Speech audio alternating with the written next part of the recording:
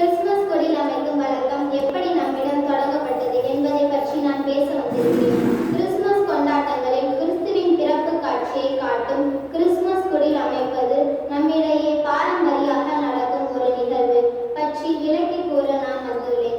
வத்திக்கானில் புனித பேதுரு பசிலிக்கா பேராலயத்துக்கு முன் கிறிஸ்துமஸ் கொடியில் அமைக்கும் பழக்கத்தை புனித 2ஆம் ஜான் பால் போப் ஆண்டவர் தான் கொண்டு வந்தார். அதற்கு முன் கிறிஸ்துமஸ் மரம் வைப்பது மட்டுமே வழக்கமாக இருந்தது.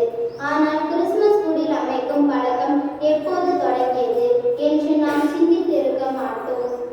மிருகங்கள் தொழுவத்தில் இயேசு பிறந்த காட்சியை உலகிலேயே முதலாக அமைத்தவர் புனித பிரான்சிஸ் அசிசியார் தான்.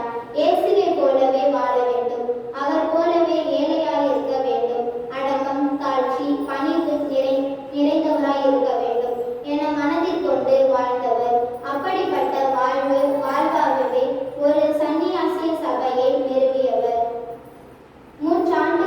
மூன்றாண்டுகளுக்கு முன்னர் 1723 புனித பூமிக்கு சென்று இயேசு பிறந்து வாழ்ந்து மரித்த இடங்களை பார்க்க சென்றிருந்தார்.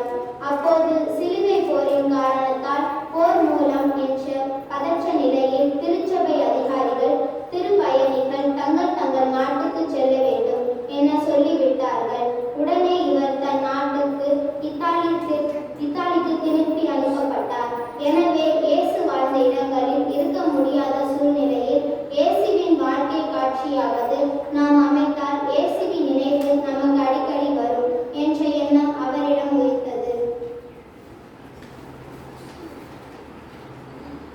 1723 கிறிஸ்து பிறப்பு விழாவிற்கு தயாராகி கொண்டிருந்த நாட்களில் இத்தாலியின் மைய பகுதியில் உள்ள கிரெட்சோ என்னும் சிற்றூரில் பணியாற்றி வந்தார்.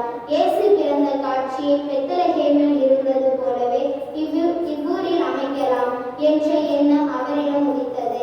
அக்காலத்தில் கிறிஸ்து பிறப்பு விழா திருப்பலியில் குழந்தை இயேசுவின் உருவத்தை மெழுகில் அமைத்து மிக அழகாக உடையுடுத்தி காட்சிக்கு வைப்பதுதான் வழக்கம்.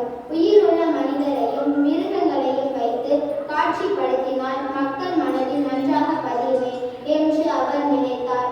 போப் ஆண்டவர் உனேரிடம் அதற்காக அனுமதியை பெற்றார். புனித பிரான்சிஸ் இந்த போப் பண்டிகை தான். இதை 1223 அசிசியாரின் பிரான்சிஸ்கன் சபை மற்றும் கார்மேல் சபைகள் இயங்க திருச்சபையின் அதிகாரப்பூர்வ உத்தரவு கொடுத்தவர்.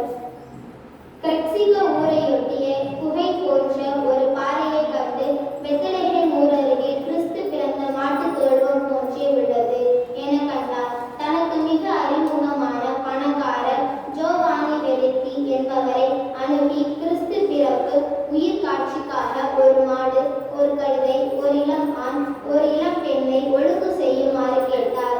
அருகிலேயே கிடைத்த காய்ந்த புற்களை வைத்து ஒரு தீவன தொட்டியை அமைத்தார். இத்தொட்டிற்கு இருபுறமும் மரியா சூசையை நிறுத்தினார். அதுபோலவே மாடும் கழுதையும் இடையே குகையை சுற்றி இருந்த புல்வெளியில் மிருகங்கள், இடையர்கள் நயமாக தீவன தொட்டியில் மெழுகில் செய்யப்பட்ட குழந்தை இயேசு. இதை பார்த்த மக்கள் சிறு சிறு விளக்குகளையும் எரியும் திரிகளையும் கொண்டு வந்து வைத்தால் அது உண்மையான பெத்லகேம் ஊர் மிருகங்களின் தொழுவத்தில் இயேசு பிறந்திருப்பது போலவே பட்டது. நள்ளிரவு திருப்பலியில் பிரான்சிஸ் உருக மறையுரையாற்றினார்.